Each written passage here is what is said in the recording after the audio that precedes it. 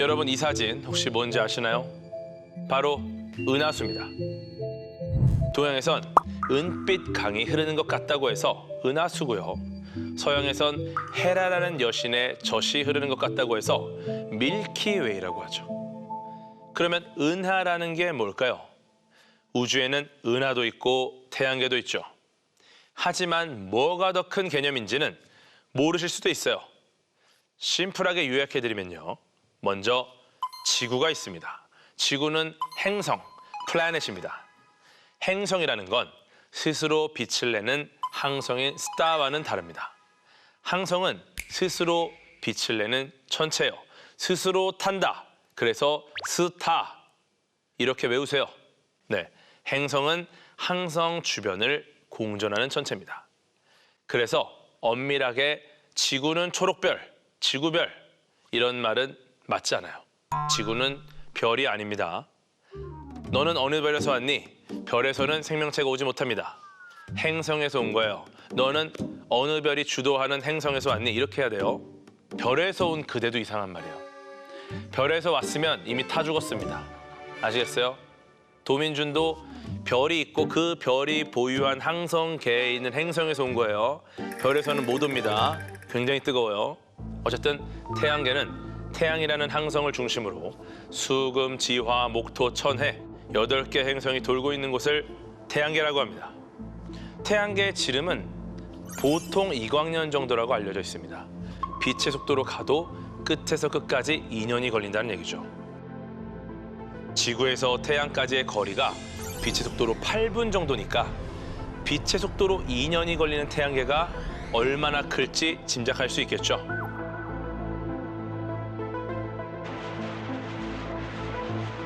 발사한 지 한 50년 된 보이저 1호가 아직도 태양계 외곽에 있으니까 대충 느낌이 오실 겁니다. 태양계의 정의는 기준에 따라서 범위가 꽤 많이 바뀌는 굉장히 어려운 정의입니다. 우리 우주에는 태양 말고도 정말 셀 수 없이 많은 항성이 있습니다. 그중에서 태양과 가장 가까운 항성은 알파 센타우리라는 별인데요. 정확하게는 알파 센타우리 A, B랑 프록시마 센타우리라는 별 3개가 공전을 하고 있어요.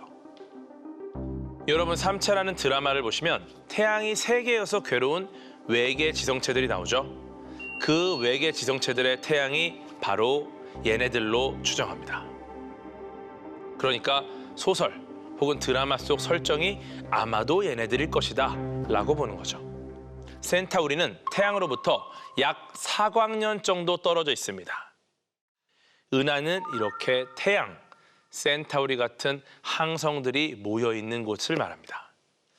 은하는요, 태양계보다 더 큰 개념이에요. 그럼 우리 은하에는 항성이 몇 개 정도 있을까요? 30개? 200개? 1000개? 놀랍게도 4천억 개나 됩니다. 4천억 개. 어마어마한 스케일이죠. 이렇게 스케일이 크다 보니까 우리 은하를 밖에서 볼 수는 없습니다. 그럼 어떻게 해야 되느냐? 망원경이나 밤하늘의 은하수 같은 걸로 우리 은하의 형태를 유추해 볼 수는 있습니다. 무슨 말이냐면요. 우리가 살고 있는 집의 형태를 집 안에서 유추하는 거예요. 집 밖에 나가서 사진을 찍으면 좋겠지만 너무 크니까 우리는 밖으로 못 나갑니다. 그러니까 집 안에서 많은 곳을 보면서 아마 이 집의 모양은 이럴 것이다. 심지어 집 밖에 다른 집들을 보면서도 아, 저 집이 이러니까 우리 집도 이렇게 생겼겠구나 라는 걸 유추하는 거죠. 그럼 한번 해볼게요. 밤하늘의 은하수, 기다란 띠처럼 보이죠? 이 은하수는요, 정말로 우리가 속해 있는 우리 은하의 모습을 담고 있습니다. 우리 은하가 옆에서 보면 납작한 원반 형태거든요. 은하수도 은하의 옆모습이라서 길쭉하고 납작하게 보이는 겁니다. 가운데 정말 상상할 수 없을 만큼 어마어마하게 거대한 블랙홀이 있어서 강한 중력으로 은하를 유지하고 있을 것이다. 이렇게 추측하고 있죠. 그러니까 은하에 있는 구성원들을 이 블랙홀이 다 손으로 잡고 있는 거예요. 물론 손이 아니라 중력으로요. 아까 태양계 지름이 2광년 정도 된다고 말씀드렸는데 우리 은하의 지름은 무려 10만 광년입니다. 10광년이 아니고요. 10만 광년. 우리가 아는 움직이는 것 중에서 가장 빠른 게 빛이잖아요. 빛의 속도로 10만 년이 걸린다는 이야기이기 때문에 우리가 살아있는 동안 우리 은하계의 모습을 밖에서 보는 건 사실상 불가능할 겁니다. 그런데 우리가 과학을 통해서 은하의 모양이나 크기를 알아냈다는 거, 집안에서 집의 모양이나 크기를 알아냈다는 거, 저는 지금도 진짜 감동이에요. 네, 여러분, 은하가 이렇게 큰데 1초에 지구를 7바퀴 반 도는 빛이 10만 년을 가야 되는데 이렇게 거대한데 우리가 알아내는 겁니다. 대단하지 않습니까? 우주는 그런데 은하에서도 끝나지 않습니다. 이런 은하들이 몇십 개 모여서 은하군이라는 걸 이뤄요. 우리 태양계가 속한 국부 은하군은요, 지름이 1000만 광년 정도 됩니다. 국부 은하군에서 조금 큰 은하가 우리 은하랑 안드로메다 은하인데요. 안드로메다, 여러분의 개념이 가 있는 곳이죠. 네, 많이 들어보셨죠? 너 개념 안드로메다로 갔니? 네, 우리 은하보다 지름이 2배나 큰 은하입니다. 이름이 너무 친근한데요. 거리는 사실 전혀 친근하지 않아요. 지구에서 무려 250만 광년 정도 떨어진 곳에 있습니다. 네, 비상식적인 사람을 보고 개념이 안드로메다로 갔냐고 하는데 안드로메다까지의 거리를 감안하면요, 지금 그 개념은 아직도 가고 있는 중일 겁니다. 지구, 태양계, 우리 은하, 국부 은하군까지 살펴보셨는데요. 은하군은 은하가 몇십 개 모인 거라면 은하가 수백 개 이상 모여있는 은하단이라는 게 있어요. 네, 들어보셨죠? 우주소년단, 아람단, 저 어릴 때 있었습니다. 어쨌든 이렇게 모여있는 거예요. 그런데 은하단마저도 끝이 아닙니다. 은하단이 모여서 또 초은하단이 됩니다. 우리가 속한 라니아케아 초은하단은요, 지름이 5억 광년 정도 된다고 알려져 있습니다. 빛의 속도로 5억 년 걸리는 거리, 초현실적이죠? 이런 초현실적 사이즈의 초은하단이 1000만 개 정도 모이면요, 드디어 우리가 볼 수 있는 관측 가능한 우주가 완성됩니다. 관측 가능한이라는 말이 붙어 있죠? 우리한테 오는 빛으로 관측 가능한 범위까지만 잰 겁니다. 그 범위 밖에는 뭐가 있을지 없을지 알 수가 없어요. 영원히 볼 수 없는 부분이 관측 가능한 우주 바깥쪽입니다. 그리고 이 관측 가능한 우주의 지름은요, 무려 930억 광년 정도입니다.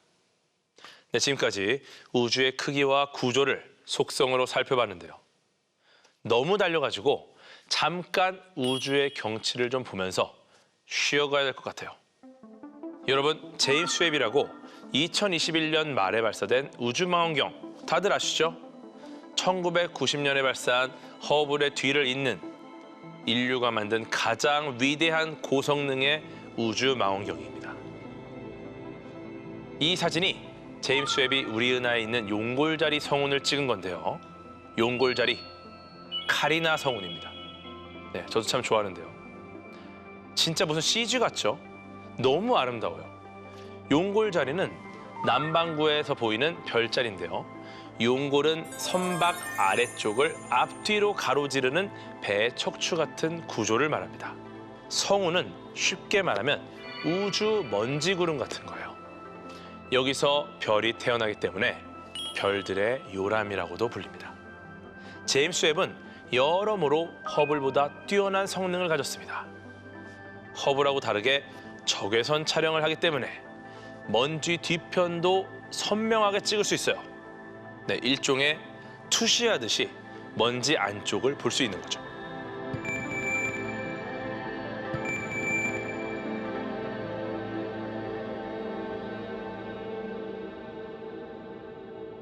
제임스 웹과 허블 같은 우주 망원경은 지구가 아니라 우주에서 촬영을 하기 때문에 지상에 있는 망원경보다 훨씬 유리한 부분이 많습니다. 예를 들어서 지구 상공에 굉장히 많은 인공위성들이 지나가고 있어요. 얘네들이 기가 막히게 태양빛을 반사하는 순간에 관측을 한다면 지상의 망원경들은 걔네들이 이제 내가 찍은 사진에 굉장한 방해 요인으로 작용을 합니다. 선이 가버리는 거죠, 사진에. 그런데 우주에 있는 망원경들은 이런 부분들이 상당히 유리하고요. 심지어 날씨의 영향도 받지 않습니다. 굉장히 좋겠죠? 그런데 제임스 웹은 허블보다 2,500배 이상 멀리 떨어진 곳에 가 있어요. 그러니까 어떻습니까? 지구로부터 150만 킬로미터 정도 떨어진 거리에 있기 때문에 훨씬 우주를 관측하기에 유리하다고 할 수 있죠. 정말 조용한 곳에서 정말 침착하게 관측을 하는 겁니다. 이 제임스 웹 우주 망원경, 제임스 웹 스페이스 텔레스콥 JWST가 있는 곳은 라그랑주 포인트라는 곳 중에서 L2라는 곳입니다. 라그랑주 포인트, 라그랑주 점은 태양이나 지구 이런 천체들의 관계 속에서 중력이 서로 평형을 이루는 지점이기 때문에 탐사선이 가 있어도 안정적으로 그 위치에서 관측하기 좋은 곳입니다. 쉽게 말해 우주의 모슬방울 같은 비슷한 역할을 하는 거죠. 이 사진도 제임스 웹이 찍은 사진입니다. 제목은 스테판의 오중주인데요. 19세기 말에 프랑스의 천문학자 에두아르드 스테판이 발견한 5개 은하라서 스테판의 오중주라고 불립니다. 무려 1,000개의 이미지 파일, 1억 5천만 개 이상의 픽셀로 완성된 사진이고요. 위쪽에 있는 은하가 지구로부터 3억 광년 정도 떨어져 있는 걸 감안하고 보시면 정말 감탄할 수밖에 없는 퀄리티죠. 물론 그 5개의 은하 중에 하나의 은하는 굉장히 가깝습니다. 쉽게 말해 5명이 사진을 찍었는데 4명은 친구고요. 1명은 지나가는 행인 1이 찍힌 거예요. 하지만 우리는 이 5명을 오중주라고 부르면서 얘네들이 마치 친구들인 것처럼 이해를 하고 있습니다. 재밌지 않습니까? 그럼 어떤 은하가 가까이 있는지 직접 찾아보세요.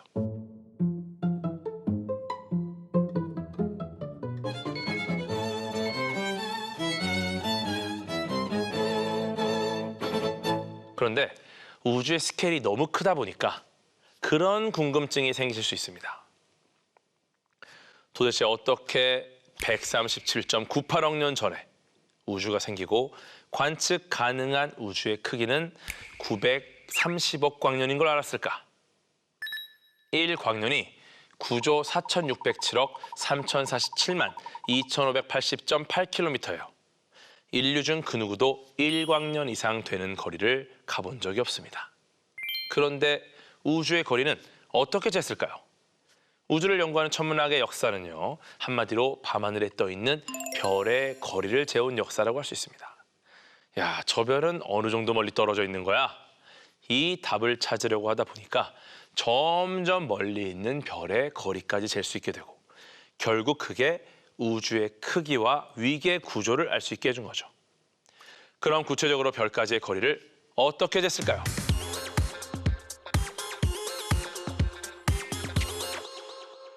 물론 여러 가지 방식이 있지만 그때 사용한 것이 바로 시차라는 겁니다. 해외여행 시차 적용할 때 시차가 아니고요. 시각 차이를 뜻하는 시차예요. 지구는 공전을 하기 때문에 지금 시점에서 대략 반년이 지나면 원래 있던 위치에서 가장 먼 지점에 지구가 가 있게 됩니다. 그 상태에서 별을 보면요. 6개월 전에 봤을 때랑은 별의 위치가 달라질 수 있어요. 그러니까 지구가 A 지점에 있을 때는 별도 A 지점에 있는 것처럼 보일 거고요. B 지점에 있을 때는 별이 B 지점에 있는 걸로 보이는 거죠. 지구와 태양의 거리가 1억 5천만 킬로미터 정도라는 건 이미 인류가 알고 있었기 때문에 이 시차가 망원경으로 드러나기만 하면 시차의 절반인 연주 시차를 이용해서 삼각함수 계산을 할 수 있어요. 그걸로 별까지의 거리를 측정했습니다. 연주 시차랑 별까지의 거리는 반비례하기 때문에 연주 시차가 크면 가깝고 시차가 작으면 먼 별인 거죠. 이걸 수학적으로 거리를 계산할 수 있습니다. 그런데 이게 문제가 있죠. 연조 시차로 거리를 재는 건 별이 어느 정도 가까우면 굉장히 확실한 거리 측정법이에요. 그런데 예를 들어서 별이 너무 멀다고 생각해 보세요. 반년 차이로 그 별을 봐도 너무 멀면 그 위치가 그 위치거든요. 시차로 계산하기조차 힘들 만큼 거의 똑같을 수 있는 거죠. 지금처럼 우주망원경도 없었을 때는 그 한계가 더 명확했습니다. 그래서 이용한 게 별의 밝기예요. 별이 가까우면 밝고 멀면 어둡게 보이는 걸 활용하는 겁니다. 그런데 이것도 해결해야 할 문제가 있습니다. 별의 밝기가 별마다 다 다른 거예요. 멀리 있어서 어두운 게 아니라 가까운데도 원래가 어두운 별이 있고, 가까이 있어서 밝은 게 아니라 엄청 멀리 있는데도 어마어마하게 밝은 별이 있을 수 있잖아요.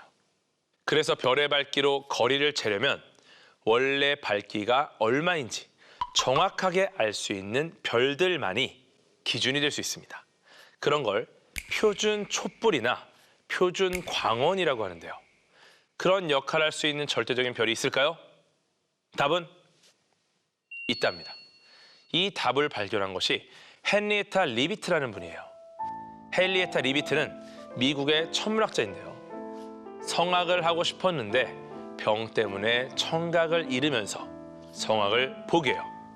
그리고 대학교 4학년 때 천문학을 접합니다. 19세기 말에는 여성은 하버드에 입학할 수가 없었거든요. 당시에는 레드클리프 대학이 거의 유일한 여성 교육기관이었기 때문에 거기서 공부를 합니다. 하버드 천문대에서 별의 밝기라든지 그런 걸 계산하는 단순한 작업 있죠. 그런 걸 하는 여성분들을 모집했어요. 페이도 없이 계산원, 컴퓨터 이렇게 불렀습니다.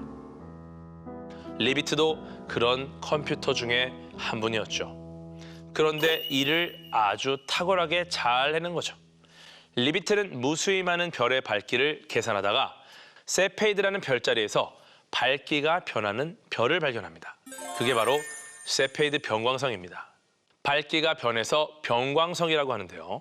태양보다 질량이 큰 항성은요, 나이가 들면 팽창했다, 수축했다 하면서 밝아졌다, 어두워졌다는 단계를 거칩니다.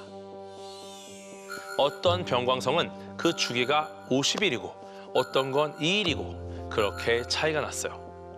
리비트는 변광성의 주기랑 밝기의 관계를 연구하다가 주기가 같은 변광성은 실제로 밝기가 같구나 라는 걸 알게 됩니다. 주기가 짧은 별들은 실제로 더 어두운 별이었고요. 긴 별들은 실제로 더 밝기가 밝다는 걸 알게 된 거죠. 이런 변광성이 은하마다 있기 때문에 밝기를 가지고 거리를 측정할 수가 있게 됩니다. 에드윈 허블이 안드로메다가 우리 은하가 아닌 외부 은하라는 걸 증명한 것도 리비트 덕분입니다. 허블은 리비트를 리스펙트했기 때문에 노벨상을 받을 자격이 있다는 말도 자주 했다는데요. 실제로는 리비트도 허블도 일찍 세상을 떠나는 바람에 노벨상을 받지는 못했습니다. 노벨상은 살아있는 사람들에게만 수여하거든요. 표준 촛불과 관련해서 리비트가 발견한 세페이드 변광성처럼 표준 촛불이 될 수 있는 게 하나가 더 있는데요. 1A형 초신성이라고 하는 겁니다. 초신성 폭발은 늙은 별이 죽을 때 폭발하면서 마치 새로운 별이 태어나는 것처럼 빛과 에너지가 뿜어져 나오는 걸 말하는데요. 보통 태양보다 못해도 서너 배는 질량이 큰 커다란 항성이 죽을 때 이런 일이 생깁니다. 그만한 질량이 안 되는 항성은 초신성 폭발을 안 하고 그냥 천천히 밝기가 줄어들다가 백색 외성이라는 일종의 차가운 그냥 하얀 전구 같은 형태, 별의 시체와 같은 상태로 변해요. 그런데 공교롭게도 백색외성 근처에 다른 별이 있어서 백색외성의 중력 때문에 그 별의 질량이 백색외성에 흡수되는 일이 벌어집니다. 이렇게 되면 백색외성이 딱 어떤 질량을 넘어서면 폭발합니다. 초신성이 되는 거죠. 정확히는 태양 질량의 1.44배 정도가 되면 폭발합니다. 이걸 인도 천문학자가 발견했기 때문에 그분의 이름을 따서 찬드라세카르 한계라고 부르는데요. 제가 정말 좋아하는 천문학자입니다. 이렇게 백색위성이 초신성 폭발을 할 때, 즉 1A형 초신성일 때 밝기가 항상 일정합니다. 그래서 1A형 초신성도 표준 촛불의 역할을 할 수 있는 거죠. 거기다가 초신성 폭발은 그 은하에 있는 모든 항성을 합친 것보다 밝기가 밝기 때문에 정말 멀리 있어도 관측할 수 있다는 장점이 있습니다.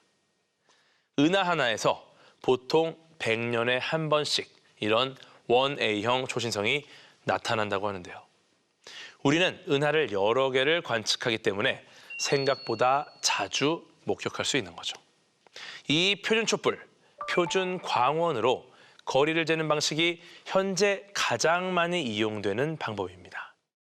아까 말씀드린 연주시차는 수학적으로 계산하는 거기 때문에 요즘처럼 관측 정밀도가 높을 때는 더더욱 정확한 측정이 가능하거든요. 그런데 멀리 있는 별의 거리까지는 못 재죠. 그래서 셰페이드 변광성이나 1A형 초신성 혹은 빛의 파장 길이 같은 다른 측정 방식을 교차 적용하면서 별의 거리를 점점 확장해 가며 재고 있습니다.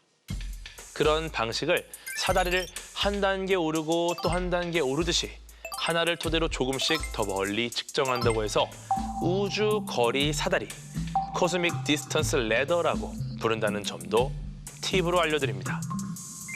그럼 이번엔 우주의 시작과 우주의 크기에 대한 이야기를 하고 마무리하려는데요. 아까 허블이라는 과학자가 변광성을 이용해서 안드로메다 은하가 외부 은하라는 걸 밝혀냈다고 말씀드렸죠. 그런데 사실 허블의 가장 큰 업적은 따로 있습니다.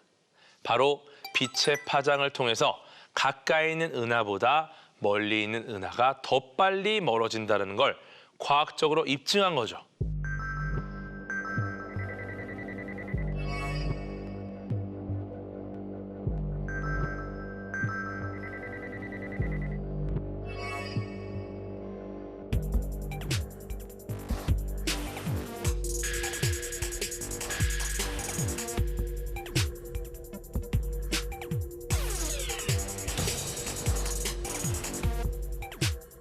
허블의 발견 덕분에 우주의 공간이 점점 팽창한다는 우주 팽창론이 과학계의 정론이 됐습니다. 우주는 무한하고 정적인 상태를 유지한다. 이런 정적 우주론을 내놨던 아인슈타인도 허블의 관측 결과를 보고 자신의 실수를 인정했다고 하죠. 그럼 이렇게 우주가 팽창한다면 역으로 시계를 돌렸을 때 무에 가까운 한 점에 시작한 게 아닐까? 이게 바로 빅뱅 이론의 시작입니다.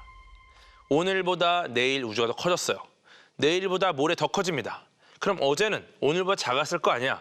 과거로 가다 보면 결국은 이 우주는 엄청나게 작았을지도 모른다. 그게 바로 빅뱅 이론이죠. 빅뱅에서 중요한 건 은하가 움직여서 서로 멀어지는 게 아니라 은하가 속한 우주 공간 자체가 팽창한다는 건데요. 빅뱅 이론이라는 이름은 사실상 빅뱅 이론을 반대하고 무시했던 프레드 호일이라는 영국의 천문학자가 본의 아니게 지어준 겁니다. 호일이 BBC 라디오에 나가서 뭐? 우주가 그냥 빵, 펑, 빅뱅 태어났다는 거냐? 큰 펑이야? 이러면서 비아냥거린 데서 나온 말이죠. 사실 놀리려고 한 말인데 빅뱅 이론? 이름이 너무 좋은데? 그렇게 해서 이름이 됐습니다. 이제 모두가 빅뱅 이론을 부르죠. 호일이 주장한 건 우주가 팽창해도 밀도랑 온도는 일정하다는 이른바 정상 우주론입니다. 상식적으로는 맞는 말 같아요. 그죠? 늘 그대로 있다. 유지될 것 같다. 그죠? 하지만 미국의 펜지어스와 윌슨이라는 과학자가 이를 반박하는 근거를 발견하면서 완전히 사장됩니다. 펜지어스랑 윌슨은 전화기를 만드는 미국의 벨 연구소, 전화기 개발한 그분이에요. 벨 연구소에서 같이 근무를 하고 있었는데요. 전파 망원경으로 연구를 하다가 아무리 해도 없앨 수 없는 이상한 잡음, 노이즈를 감지합니다. 이 잡음의 정체는 다름 아닌 우주 전체에 퍼져 있는 우주 배경 복사라는 건데요. 우리 우주 공간의 배경에 퍼져 있는 전파를 말합니다. 우주가 태어난 지 얼마 안 돼서 빛이 사방으로 퍼져나가는데요. 이 빛이 우주가 팽창하면서 덩달아 파장이 길어지면서 전파의 형태가 된 거죠. 펜지어스랑 윌슨은 이 잡음 덕분에 노벨 물리학상을 타게 됩니다. 아마 지금은 잘 모르실 텐데 예전에 아날로그 TV를 보잖아요. 그러면은 TV를 켜면 방송이 안 나올 때는 사실 그냥 까매야 되잖아요. 근데 안 나올 때도 전원을 켜면 지지직 하는 이상한 흰색, 회색 화면이 등장을 합니다. 이상하잖아요. 이거 뭐야? 왜 지지직거리지? 사실 이것도 이런 화면이 나올 이유가 전혀 없어요. 누가 송출한 게 아니기 때문에. 이것도 TV 안테나가 우주 전체에 퍼져 있는 우주 배경 복사 전파를 포착한 것이라고 과학자들은 해석합니다. 그리고 인공위성으로 우주 배경 복사 지도를 만들어서 우주 전체의 평균 온도가 약 3켈빈 정도 된다는 데이터를 얻습니다. 우리가 쓰는 섭씨 기준으로 하면 영하 270도 정도 되는 건데 우주가 작았을 때는 훨씬 더 뜨거웠지만 팽창하면서 점점 차갑게 식은 거죠. 여러분이 굉장히 작은 고시원에서 생활을 할 때 쓰던 난로를 가지고 200평짜리 저택에 가잖아요. 그 난로로는 200평짜리 저택이 굉장히 춥다는 거예요. 고시원에서는 따뜻했지만 커지면 추워질 수 있다. 충분히 데울 수 없다. 그래서 빅뱅 당시의 온도와 지금 온도를 가지고 수학적인 계산을 하면은 이렇게 차가워졌어? 그러면 이렇게 커졌고 요 사이에서 이렇게 에너지가 줄었겠구나. 우주의 나이는 137.98억 년 정도 되겠다라는 결론을 내린 겁니다. 우주의 나이가 137.98억 년이면 우리가 볼 수 있는 우주도 137.98억 광년이 최대여야 할 것 같은데요. 아까 제가 관측 가능한 우주의 크기가 지름이 930억 광년 정도 된다고 말씀드렸잖아요. 반지름으로 따지면 465억 광년 정도 되는 건데 왜 그게 우주의 나이보다 더 크냐? 그건 현재까지 과학자들이 합의한 결론으로는 우주가 아마도 가속 팽창을 하고 있기 때문이라는 겁니다.